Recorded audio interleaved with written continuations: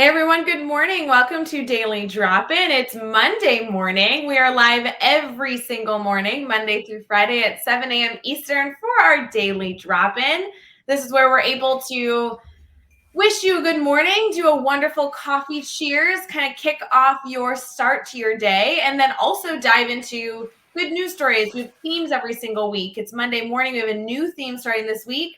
I'm joined by Jeff Gargas this morning, so you know it's going to be about the most useless conversation of the week. So we're really here to get you started the right way. So we'll be right back. Please go fill up your coffee, grab your coffee mug. We're going to all do a morning cheers so we can kick off our Monday all together. And then we're going to get into some goofy stuff. So we'll be right back.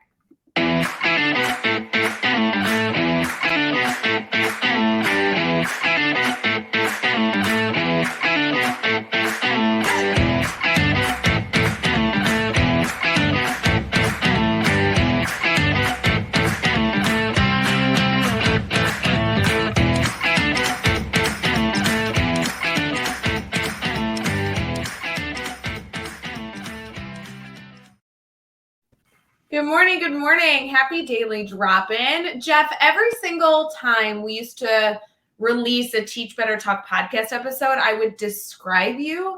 What descriptive word would fit you this morning? Hurt. Hurt? Why hurt? The intro, the useless conversation comment. Here I am on Monday morning. You're prepping it up. You know, Jeff's here. I'm like waiting for it's going to be a good conversation. It's going to be a lot of fun. He's going to have advice. Nope, it's going to be useless. So it's just, I'm just happy that all of our Teach Better Talk podcast listeners are like, okay, we're still good. It's okay. It's going to be so much fun, Jeff. I can't wait to talk to you. This is what I've looked forward to the entire time that my alarm went off up until this point.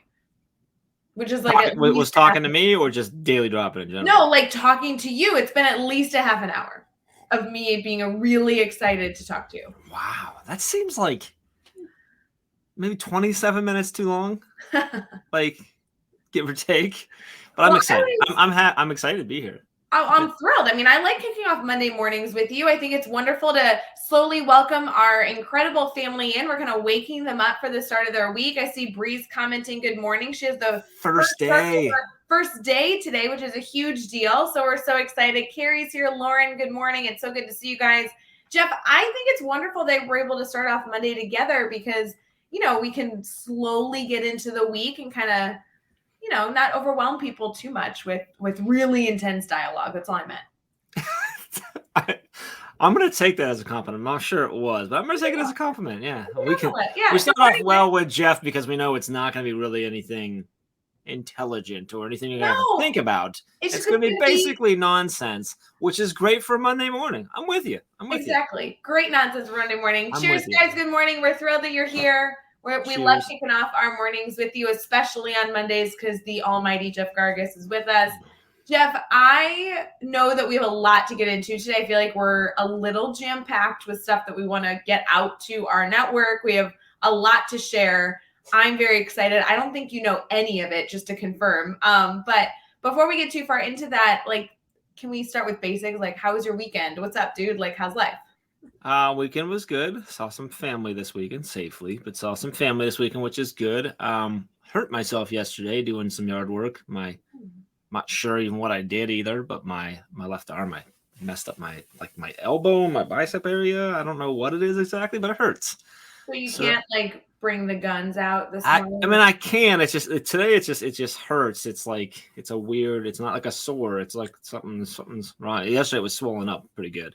So I had to come in and Amy had something she went with. She was with some of the girls from work. They were tie-dyeing shirts for a dog festival that it's Paw Fest that they do. And so she went. I'm out working. I come in. I'm laying on the ground in the living room because I'm all sweaty. So I didn't want to lay on a couch. And I'm holding my arm and I text her. I'm like, well, I'm on the ground in the living room, kind of crying a little bit right now. Hurt my arm, not going to get those bushes done because I'm chopping down a bunch of these hedges and bushes. So it didn't get done. So, outside of that, good weekend. I'm thrilled to hear it, but I'm sorry you're not feeling well. I would suggest lots of ice. I don't know. I iced. But I've switched. Yesterday I was doing ice. Today I'm going to do coffee. I'm just going to coffee it out of there. I don't know Is what that that coffee means. that you're planning to consume and like go to the necessary area, or you're just like I'm gonna dip rubbing it in coffee? grounds, like just Yeah, yeah. exactly. It's all Seems good. like a It's good better. idea. It feels better today, so that's good. How was your weekend? What did you do? I had a good weekend. Kind of relaxed a bit, which I know I Good. really need to be intentional about doing. So I did. I got some good time with the dogs and got dinner with a few friends, which is always good to catch up with old friends you haven't seen, safely, of course. And I was able to have lunch with my grandmother yesterday, not to brag, but she is wonderful. So I was thrilled to be able to pick up some food and head over to her place and have some lunch. I also hung wallpaper, which is not actually, it wasn't wallpaper. You know, the wallpaper that's like 21st century style where it just sticks to the wall. You don't need like the Yeah, glue and that all, stuff. Yeah, sure, sure. like the stick and peel, like this. I was gonna This, say, isn't that what your wall is behind you, right? yeah. So like Yeah. this is like stick and peel, and I love the brand I Which just you found on cannot Amazon. tell. That looks like paint behind you. And I'm telling you guys, like, this is incredible product, and it's like relatively cheap. Like, truly, like, obviously, I know that those can be so expensive, but I have covered my apartment in like all different types of So you wallpaper. did you do another room? Is that what you did? I did. I have my family room. I never did anything when I moved into my home, my new home this summer. I never did my family room. It was kind of the last room. I didn't know what to do with it. It's the largest space. It just was kind of intimidating. So Mm-hmm. I started with all the smaller rooms, Makes and I'm sense. finally on to my family room now. So What I hung color? a What little color bit did of. you go with in the family room? Well, I knew you were going to ask that, and now I Well, don't I want to mean, tell you. So it's why? it's a Like it big matters? let me preface for all the judgmental Teach Better family members that we have on this Monday morning.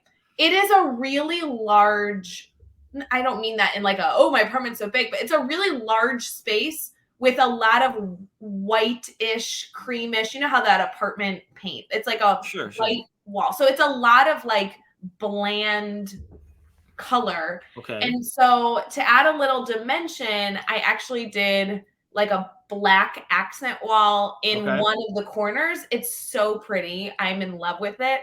And I put a cabinet in front of it, so it's like kind of hidden. It's really, really attractive. But then I love this little nook, and the whole rest of the space is like that yellowy white. I'm like, I don't know how to do that. So I did one more accent wall with the black, and it's really, really pretty. But I know saying that I painted black is not attractive, but I trust don't. me, guys, Yeah, I it don't looks, know what's wrong with that, but especially it since just it makes it sound dark, but actually gave it like really nice depth. I was gonna say, yeah, with it all being white, depending on what it is, it could give a nice depth with the Well, black. what I thought about, Jeff, is there's so many educators, myself included, in classrooms that like want to add color to their classrooms. I know even this week, and this isn't planned, but this week our theme is talking about creating environments that our students want to learn in, and environments that we want to be in to facilitate that learning. And this wallpaper, I feel like, is so appropriately priced. I think it could be something that fits wonderfully in a classroom. I never brought like that type of wallpaper into my classroom, and I've seen it a few times from educators in our network. I think Lauren, who I saw in here this morning, she did some like wallpapering in her classroom. But if you're an educator and you've brought in wallpaper, you're looking for that type of like peel and stick wallpaper, I love this Amazon brand I just found. So Do you did any of the walls in your home now have where you can do the chalk? Like in your no, I room? Like did have like I a feel like massive. most people are probably disappointed about that. I'm Like sorry, I I think did there's have gotta a be rooms like I don't even care if it's like a small room, like just like one little like wall in the bathroom or something. Like just we need to know that there's some wall in your house that you can chalk So I did have a with like massive some wall positive in my message. And it's classroom. just what's that?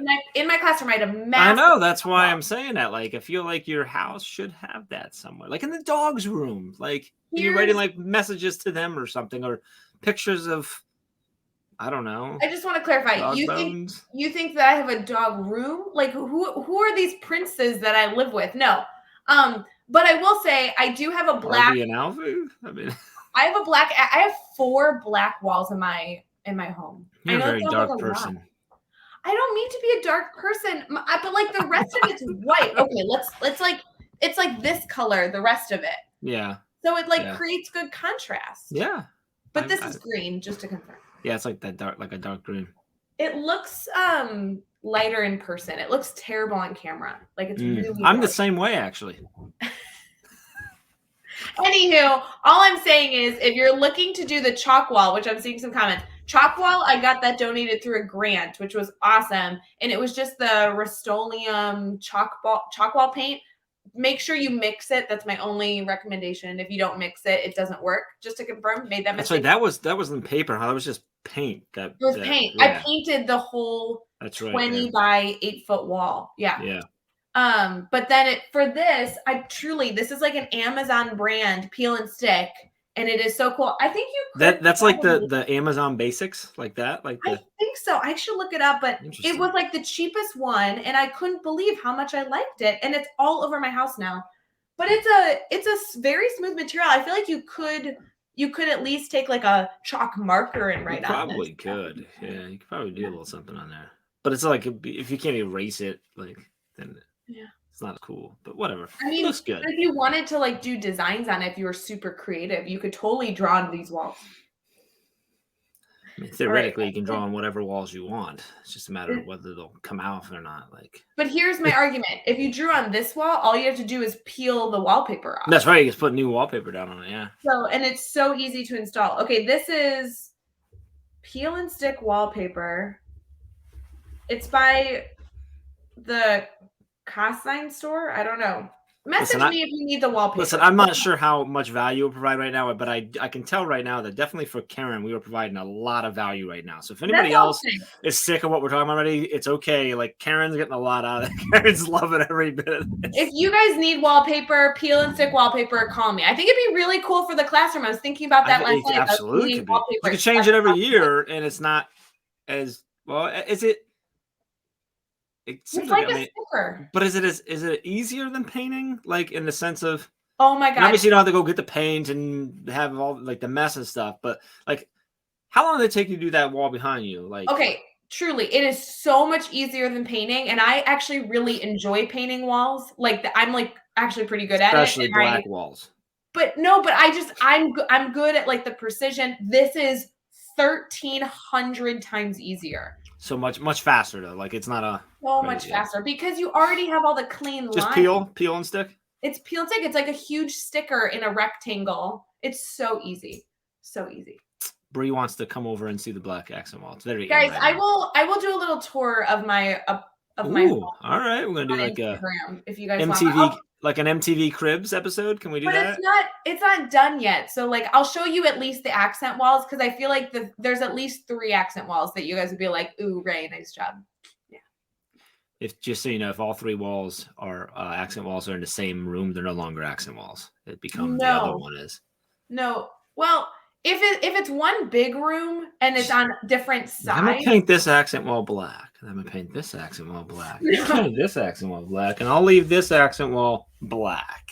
No, I just mean like if you're looking at a rectangular room where it's typically like your couch and your television's on one side of the room and like your kitchen's on the other, and there's a black wall on one side and a little nook of a black space on the other. That's not the same room. I mean, it is. Clearly not the same room, yes. I think we're totally with you. Guys, good morning. I'm picturing what I get what you're saying because there might not be a wall separating the rooms, but they're separate spaces.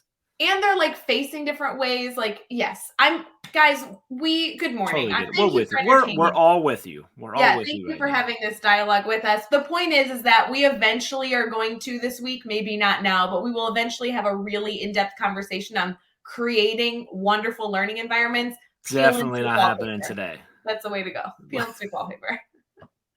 Anywho, Jeff, we have a lot to get into to celebrate, and I really loved hearing about your weekend and this ridiculous conversation about my apartment, but I think we should probably get into that next. I think it's really important that we do. Okay, good.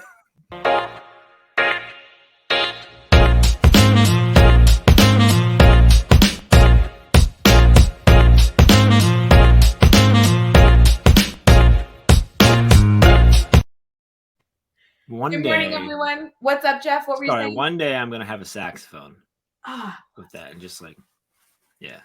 I'm a huge live jazz fan. I have not seen, I went to Dave Matthews Band. They have great horns. I love their saxophone player. It's so good. But I would love to see in-person jazz. soon. If anybody would like to send me a saxophone, Can you play the saxophone? I can make noises. I used to know how to play a couple notes because my brother played sax. My oldest brother played sax. So I had there was a sax in the house, and I would try. But I played trumpet, so that's like completely different mechanics than playing with a reeded instrument like that, like a wood. So can you invite your brother onto the show? Maybe then my brother's the type, like, he could like my brother. I'll never forget, like 12 years after he graduated high school, like he came home and like was like, oh, that's my sax. He picks it up and he just starts playing all this marching band music. Like he just like it's never left him. So I would not be surprised if he could pick it up now. I don't know how long it's been and still play. So we'll see. I'll let you know.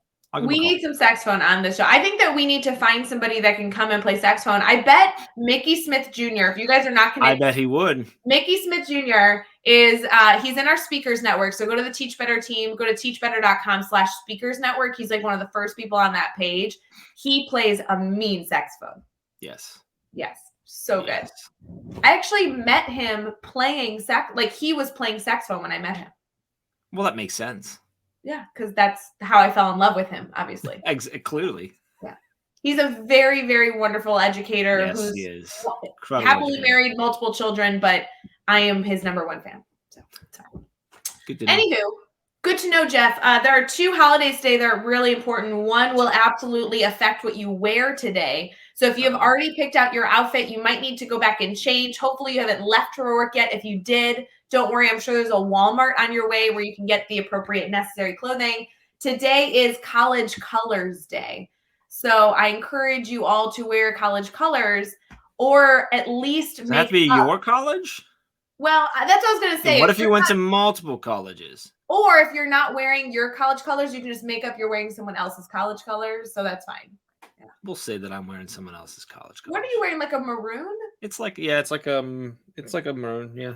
Okay, that's definitely a college color. I can't think of it. Someone's college has this color. I can't think of a maroon. Like Marquette, maybe in Illinois, is maroon. What else is maroon? I can't think of a maroon college. It's a little darker than Alabama. Yeah, Alabama's not maroon. They're like a crimson, obviously. Can you think of a college that's black? I can't right now off the top of my head. Well, a lot of colleges have black in there. That's true. So it's like a Hawkeye, like Iowa Hawkeyes, right? Like they. Yeah, they would have black in there, yeah. Oh, Harvard. Well, that makes sense. Harvard, Jeff, of course. You're wearing your Harvard. I'm wearing from my time at Harvard. Absolutely. I love it. The other day today that's really important to me is that it is Beach Day. So although many of you hopefully will be Beach Day. Beach Day. Okay. Beach Day. So celebrating the beach, go put your feet in the sand. Try and get some. I have shorts on. Does that count? Yeah, putting on shorts counts. Like if you don't have a beach around you guys, just throw on a bikini at some point today to celebrate Beach Day. It's fine. Someone the other day told me that they thought this was a palm tree, so we'll claim that, which is not, but we'll claim that that's a palm tree and I'm at the beach. I think you should tell people that you like actually live in Hawaii or something. So, you'd be so much cooler. So someone actually told me, if I do this, that's as low as I can bring my light. They told me that they felt like I was in an aquarium and that I should get like a bubbles filter because of the green light. I'm like, I should be offended, but I'm excited about that. So I think it'd be cool if you lived underwater. I mean, you would be cooler than you are now if that was true. Yeah, that's definitely true. Yeah, I'll look into that. All right, so Jeff, I have a few pieces. Texas A&M. Oh, see, there you go. That's got the maroon. I'm a Longhorn fan, but I don't want to. I want to see how mad Megan gets right there. I'm not sure. I was gonna say Longhorns are orange, aren't they? Yeah. Yeah. Okay. All right. So Jeff, I have a few things for you today because I had a moment where I was looking at a news article and I knew that I had to share it with you. However, it's not necessarily a good news article. Like it's something, but it's not necessarily a good news article. But the category I would put it in. So I decided to use a good news article to transition us into what actually I want to talk about. Does that make sense? Sure. And I don't think you're supposed to tell the audience that, but like that's but I think we kind of I don't think we follow those rules at all anyway. So I just want to apologize in advance. But here's the deal. So I went on to only good news and other stuff to make you smile.com, which is a that's a long domain, but I love it. Yes. And the top things was talking about healthy habits of happy people. And Okay. I thought that would be a wonderful way to like check ourselves on a Monday. This could be something really valuable to bring to a colleague to start off a conversation this morning, or to have your students think through. But we figured out what are 3 habits that happy people often possess, right? Okay. So the first one is goals, the kind of goals where you pursue and try and have a long-term impact can actually have a wonderful effect on your happiness. The happiest people in the world tend to pursue goals that allow them to connect with others. So depending on the type of goals you're setting for yourself, apparently having a goal where you are actively choosing to connect with others in some way Yeah. is often a characteristic of somebody who considers themselves happy, I which like made it. sense to me. Makes sense. Yeah. The other element is somebody who possesses a lot of positivity. So clearly, if you focus on positivity in your life, that obviously is going to impact your happiness. But Sure. they're talking about specifically putting happiness into your life. So making choices where you are actively putting positivity into your life has a long-term effects on your overall happiness and well-being. Kind of makes sense, right? Mm-hmm. Easy. So obviously tuning into Daily Drop-In, sharing some positivity in your life, Definitely. really good for you. Definitely. The last one is really the kicker. I felt like this was important for you to consider. Okay. You work daily, not only with incredible people, but with me, is really what I wanted you to consider. So this says, happy people tend to be good at forgiveness. Okay? Ah. Yes, enabling them to forget the unpleasant details of what people may have done to upset them in the first place. As a result, they won't be reminded of the negative things that they Mm-hmm. might think of when they see that person in the future. Forgiveness lets you move on without holding a negative feeling or avoiding messing with your happiness. So, Nothing will destroy your happiness like a grudge. yes, and I think that, Jeff, you need to forgive me more often for all the mistakes I I'm make on pretty a sure I daily forgive basis. you all the time. I think you do, and I think that is I actually have a probably, sticky note that sits right here that says "Forgive Ray." It's just always there. and I think It's that's very probably old really, and worn because it's been there for a while. so I think that's probably really challenging for you though, because you are actively, constantly trying to forgive me for the goofy things that I either say or have you do or whatever. And I don't necessarily treat you the way I should in helping you with this forgiveness, Hmm. that you're trying to That's provide okay, me. Ray. I forgive you for that. Well, and I appreciate that. So, what I thought we would actually get into this morning, before we got into our topic for the week for a daily drop in, obviously, this week is focused on creating environments, positive environments to learn within. I thought maybe knowing how to give the perfect apology would be the first step Hmm. in creating an environment that people wanted to learn within, if you knew how to apologize effectively. Okay. So, Do you know there's how a to apologize effectively? well, there's a New York Times article that goes through the steps, 6 steps to creating the There's six perfect. steps. There's 6 steps Wow. All right. I'm here. to creating the Let's. perfect apology, and you should use all 6 steps to apologize effectively. All right. So, I don't know who needs to hear this right now, but I feel like this is not only important for us as we continue to build relationships with others, but maybe good for students to think through, like, the 6 steps to an apology. Which, by the way, if you're watching right now, and there's anyone in your life who needs to hear this, this would be a great time to share this stream with them. Just tag them in it. Don't necessarily tell them why. Just say, listen now. Yeah, that's what I was thinking. Because if you're watching a video and you do like the @ symbol and tag somebody, it tags them at that like minute mark. So tag them right now. Oh, it does at that minute mark, huh? Yeah, and then Interesting. you'll know, like, oh, I need Well, to yeah, 'cause the tune comment into the comes. I like it. 24th minute, 13 seconds and know Yeah. what we're talking about. So, New York Times created an article and it says how to make the perfect apology. It says, how do you apologize for something hurtful? Crafting an apology can make a person you've hurt feel better, as is no small feat. In fact, in order to be truly effective, an apology must contain 6 components, according to a study published in Negotiation of Conflict Management Research. Great. Okay. What are the So 6? the first step is to to have an expression of regret, which at first I thought meant to put that on your face, like an expression of regret, like, like is that your regret face? I don't think that's actually what it meant. I was thinking like I don't know, but I think they actually meant that you're supposed to express, I made a mistake. I'm really sorry for what I've done. Yes, yeah. Expression of regret. Second is explanation of what went wrong. So, Jeff, I am so sorry for what I did last week when I asked you to stand on your head and jump around 3 times to better support educators. Then you need to get into acknowledgement of responsibility. Jeff, it probably wasn't appropriate for me to ask you to do that when you had a full days of work. That's on me. That's really my fault. I apologize that I did that. Then it's declaration of repentance. So it's, Ooh. I acknowledge that I'm wrong and I hope, that you forgive me. Number 5 is offer of repair. Is there anything, Jeff, that I can do to repair our relationship? And then the last thing is request for forgiveness. Would you please forgive me for my actions? It seems like a lot, but it all makes sense. You don't think that would work for you? What? No. What just happened right there? Well, no, yeah, I guess, yeah. I mean, well, honestly, like, I don't know that I need you to apologize for asking me to stand on my head and spin around 3 times in order to support educators, because I do it. If that's what we thought would work. Yeah. No, that all makes sense. 6 seems like a lot of steps, but that all pieces or whatever. That makes sense. Well, maybe it was the explanation that messed you up. Let's try this again. I'm thinking I need to do one more. Okay.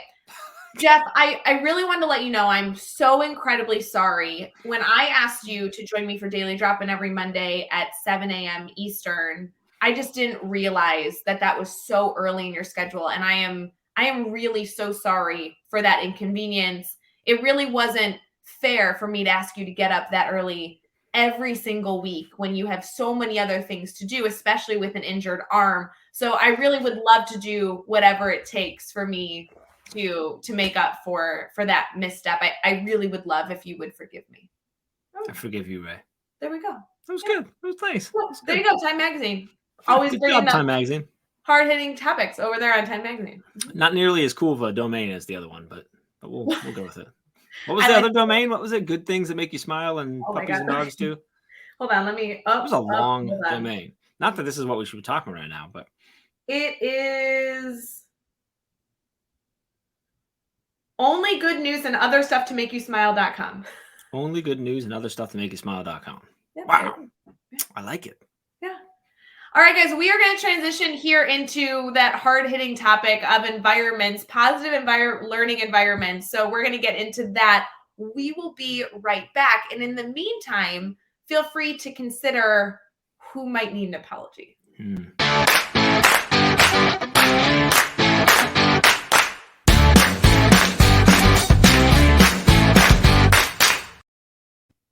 You guys know how this works. This is our Brainstorm Bank segment. You can head to teachbetter.com/brainstormbank or head to teachbetter.com/dailydropin and submit your questions, things that you want us to discuss.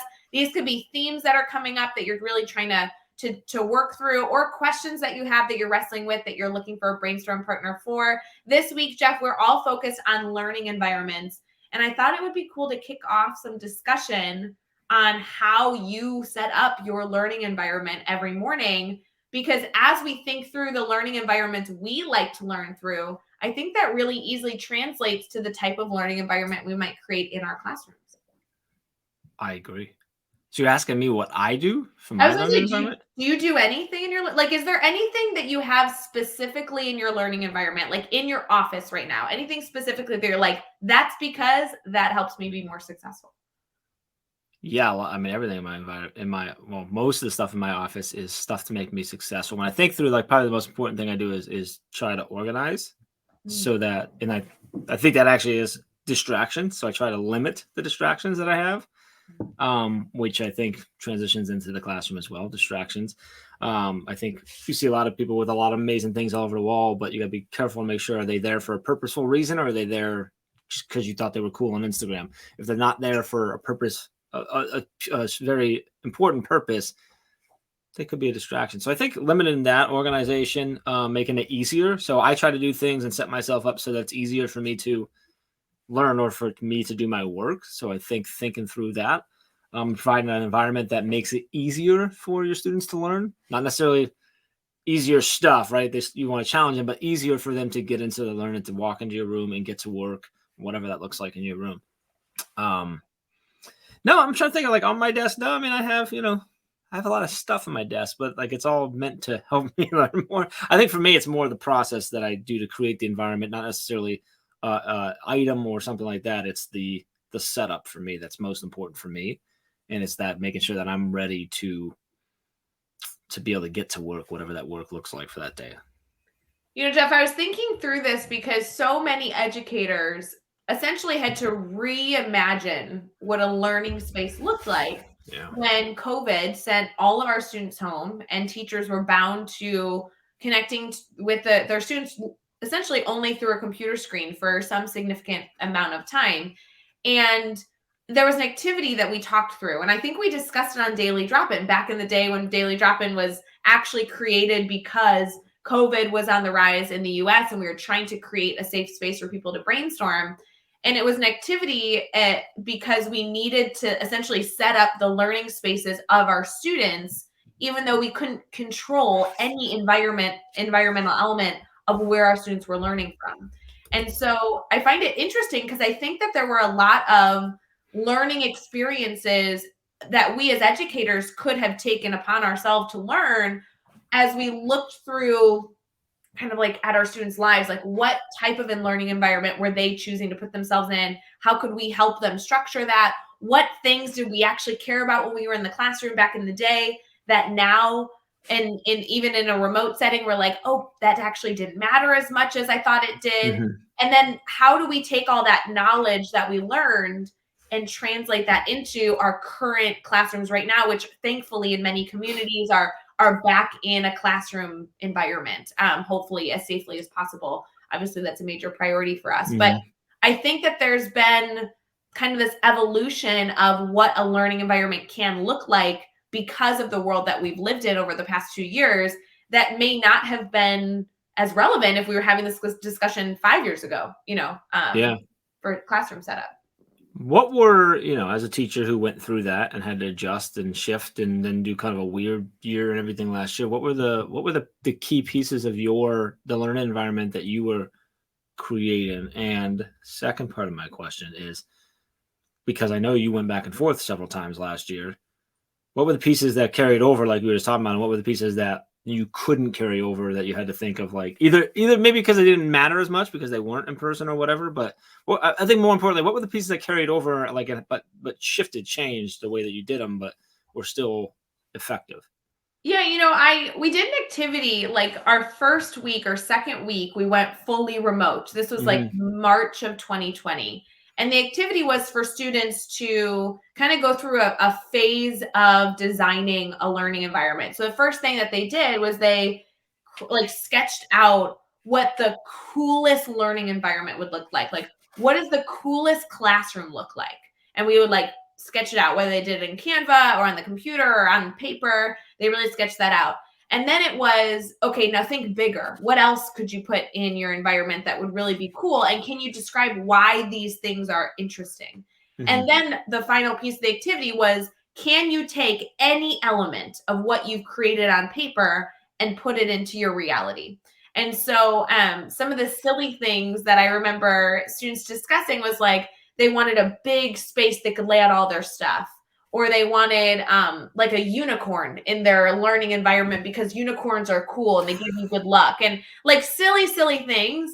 But then we kind of had this moment of like, but can you put a unicorn in your learning environment? Like if it's going to bring you that much positivity, if it's going to bring you hope and magic and love and excitement, let's figure out a way to put a unicorn in your learning environment. And so whether it was like a sticker, like a sketch or a stuffed animal, we kind of had these like funny things that we like created in a good space of working, like students would say they loved being near windows, or they liked being in an environment they could put their headphones on. So with all this being said, I actually think that carried over quite well moving into the classroom, because we created a list of 5 must-haves, 5 things that allow us to be successful in a workspace. So if we have all these 5 things, we know we can work effectively.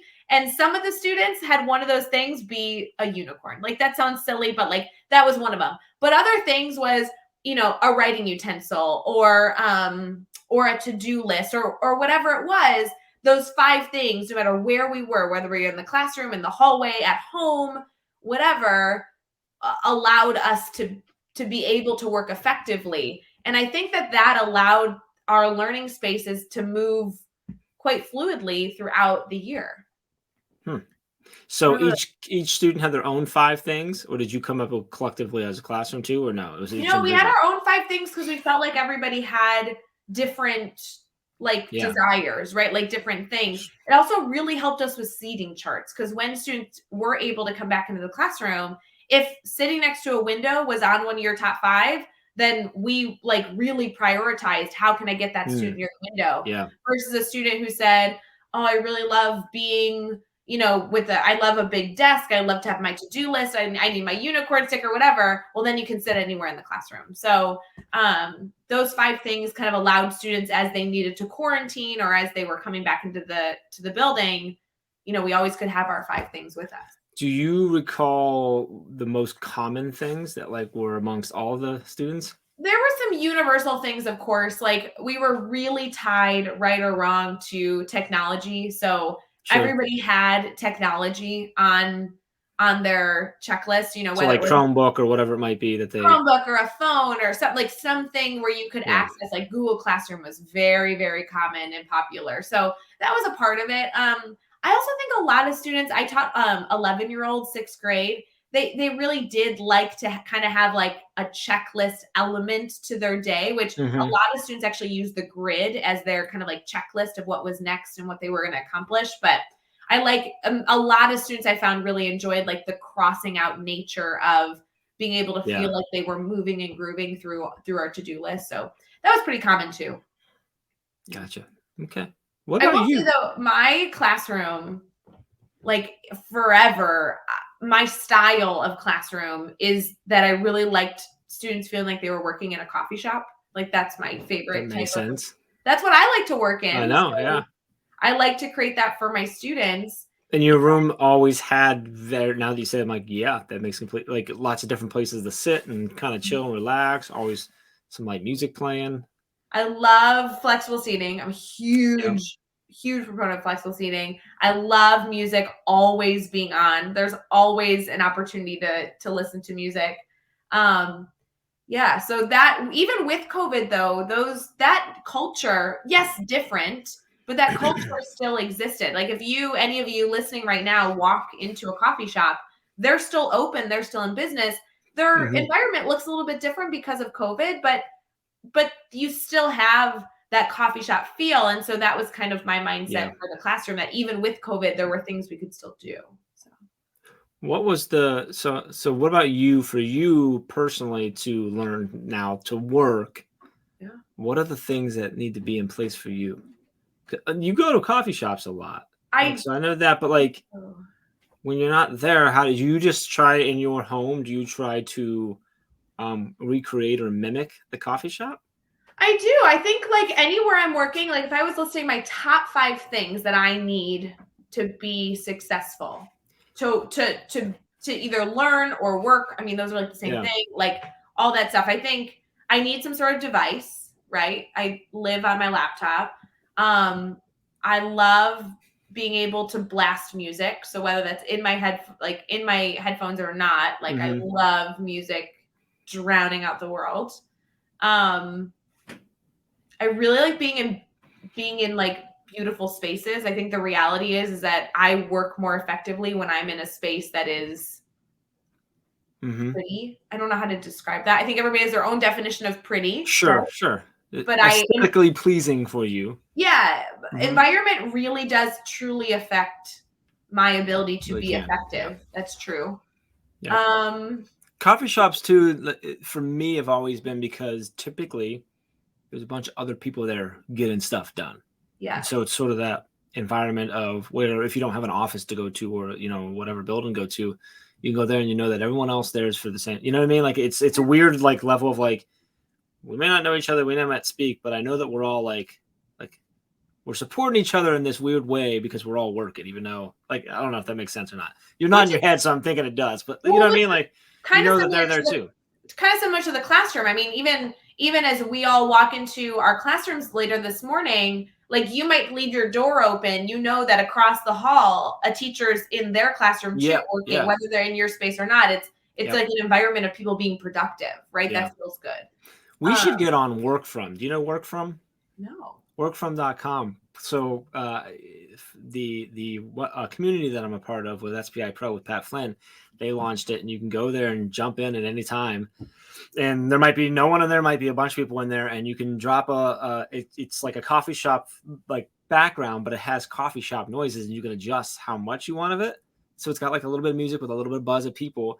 And then you can drop in, like there's a chat, so you can chat with people, whatever, but you can also like, you can put what you're working on. You can put if you're looking for advice or whatever. And it's just kind of a cool, chill place to go. Like it's an accountability piece, but yeah, it actually, like once you get in, you're kind of like, feels like a coffee. It's weird like that it works, but it's the best one I've found that does that like sort of virtual world doesn't feel like it's going to be as immersive, but it works. I think just because of the way their ambience works better with headphones. Well, but it's interesting you say that. You're really talking about like using five senses, one element specifically being sound, to influence your productivity, which is a huge part of work we even do with teachers in the classroom. When we're talking about creating a learning experience, even if we're talking about a lesson, how often as teachers do we consider all five senses? Especially with COVID, how often do we consider all five senses? So what are students hearing? What are they touching? What are they seeing? What are they tasting? What, like all these things actually allow your students to truly not only be immersed in what they're learning. What are they smelling? I know you always have smells going on too. Sorry, I didn't interrupt you. I was just like, but fully engaged in the experience. And in a coffee shop, as an example, obviously, guys, there's so many places to work, but if you're considering those five senses, a coffee shop is a perfect place that actually does engage all five senses. You're usually drinking something, you're smelling something, you're touching something, you're like, these are all elements that are really immersive. And so, looking at that in our own classroom environments is something that we can very easily do. Can your students walk in and can you hand them a mint so they're tasting something? Or, can they be touching something that really engages them in the work that they're doing? Those little avenues of including your five senses in the environment, whether it be for a specific lesson or just universally, is so important and powerful. Yeah, absolutely. I don't know. I think that really, that's what kind of came out of at least the activity that we did last year with the five pieces of our checklist. It wasn't necessarily five things that hit all five senses, but usually found that there were like 3 to 4 senses that were being engaged in some way. So whether it was, students who love to have gum in their mouth, which I know obviously depending on the school, there might be rules on that, or maybe you have a candle that's burning in your classroom. There's so many different students or teachers that have like senses, right? Where you can smell something. I know a lot of teachers do flexible seating. That has a lot to do with touch and body, positioning. I just think there's so many avenues here. And a simple one is, what do students see? And that's what we typically think of when we think of a classroom environment. It's what does it look like? What does it look like on Instagram if you took a picture? The reality is it's only one sense that we're trying to get our students engaged with. Yeah, and I think that activity is still powerful, regardless of whether you think it can be switching back and forth or anything like that. Just have your students to think through and become more self-aware of themselves and what they need to thrive, I think is really, really important, because you can then, work with them on how they can then try to replicate that or create the same type of space at home when they need to do work at home, when they're studying or whatever it is. Them realizing that, oh yeah, I like to be by natural light. I like to have a scent or smell or something. I really love that rain noise that you put in, whatever it is, like they can now recreate that in other aspects of their life. I think is really, really important. So yeah, I love the use of like the coffee house sounds that you can have when students are walking in, or the rain sounds. I used to love when it was gloomy outside. You know, those days where like it's storming and it's just kind of dreary. Yeah. Turn all the lights off in your classroom and put a they have like those fireplace, like the 10-hour fireplaces that you can put up on YouTube and do your whole smartboard like up, and students are slowly walking into the crackling of the fire. It's so fun. It's so fun. I think a key to all this is that should be obvious, but it's really, really important, is that when you do an activity like this, when you dig into this, when you become aware of what your students need to hit those senses and what senses are important to them, to actually do it then. Like listen to them and what they're doing, trust what they're thinking through, and then put them in place to see if they are effective. And some obviously are going to not be as self-aware, are going to guess incorrect. You have to adjust, but you're going to be able to learn so much about your students. Yes. And about yourself, and then put it in a place. They're going to feel heard. Yeah. Even the slightest little thing of like, I like to sit by the window, and now they get put by the window. Like that's going to change a lot more than just environment, I think. So. Well, I think an interesting thing that I hope to get into later this week is not only how environment can affect our productivity, but also how it can truly set the tone for your learning, whether it be for that day, that week, that month, that year. Because the moments that you choose to incorporate these senses, these choices into students' learning environments, it does give them not only a sense of belonging, but you're really setting the tone for their emotion that day, right? When you walk into a dark room and you just hear the creakling of a fire, your body reacts in a different way versus if you're walking in and you got the bass blaring and there's disco lights. It's a different type of energy you're bringing into the room. And teachers, we have the power to make that happen instantaneously by using these choices of our environment. So I think this will be a cool dialogue to have throughout the week of the different choices we not only have in setting up our physical space, but even just beyond that, not only flexible seating, but truly using 5 senses to engage our learners day to day. It's so cool. Agreed.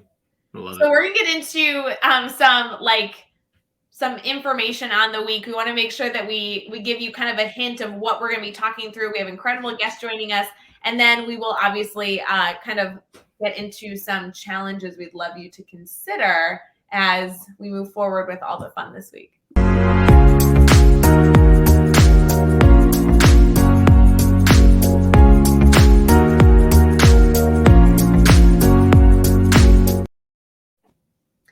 So, Jeff, I know you're joining us every single Monday, which is so stinking fun. And I always enjoy starting my week off with you. But we also have other guests joining us this week. So it's not just the You and I show every single morning at 7 a.m. No, thankfully.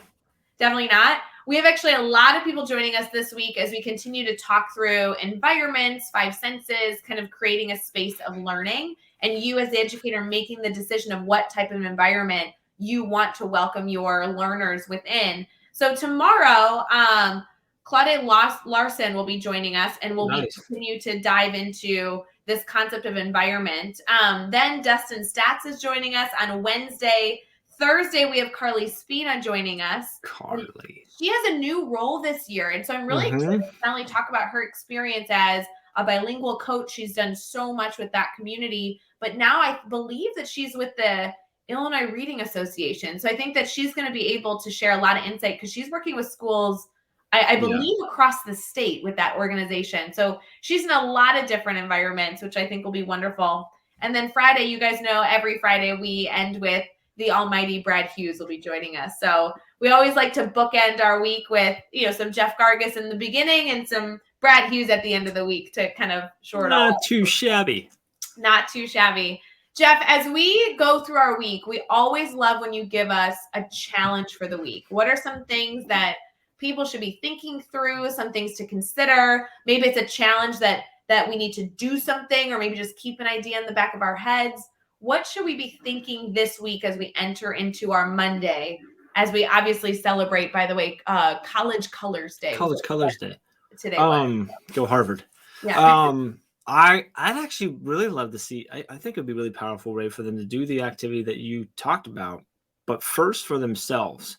So go through the activity. So if you were listening earlier, Ray breaking down how she had her students go through and they were trying to find the 5 things that help, the 5 most important things that help them learn and to figure out that environment.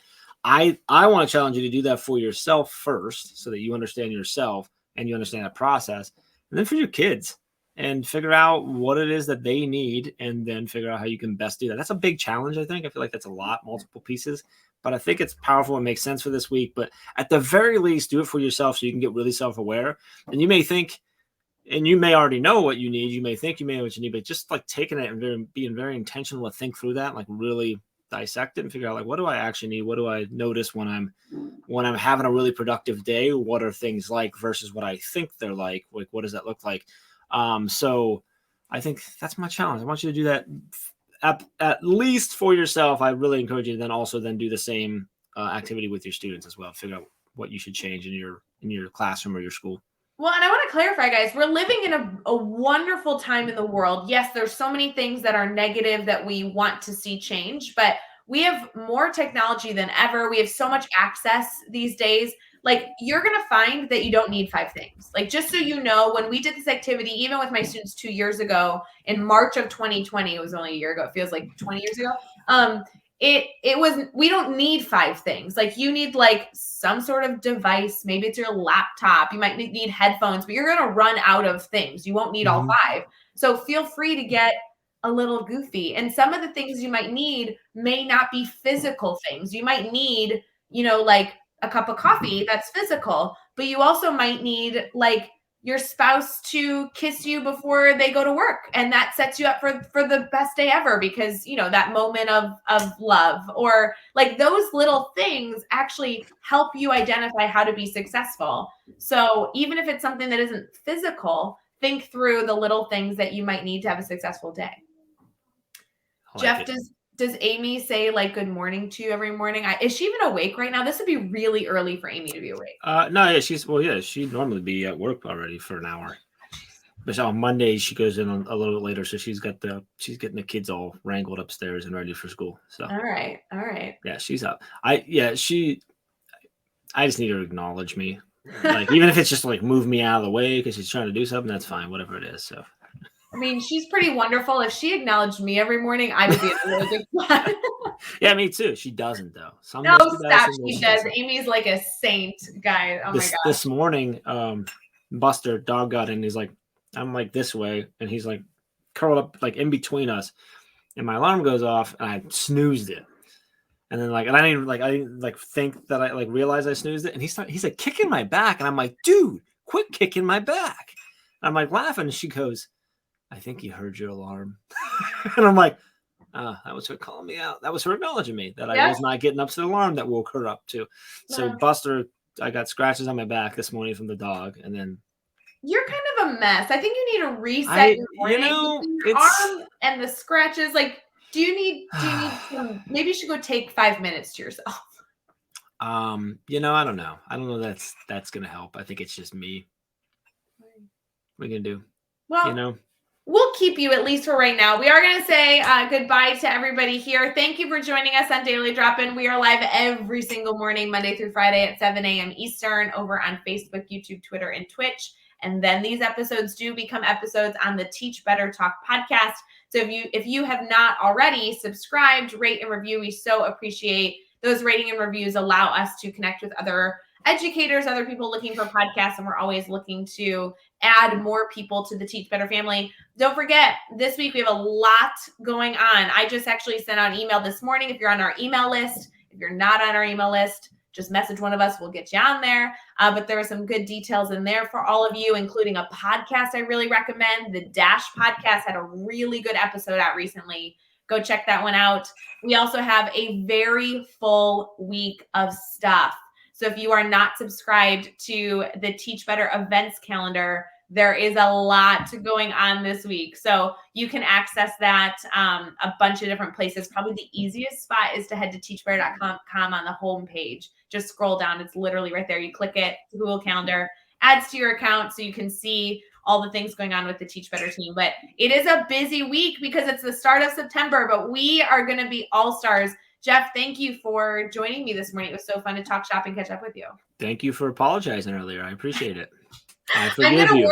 I'm gonna print out that article and hang it over by my desk. So I'm gonna actually go back, listen, and transcribe your apology and print that out. I would be more than happy. Anytime I'm feeling bad, I'd be like, remember that time? Remember that time. So good. I got those 6 steps right here for you. All right. For everybody else, have a wonderful rest of your day. We appreciate you. We know you're going to have not only a wonderful day, but a great impact on students. So please let us know if you need anything. Bye, guys. Bye.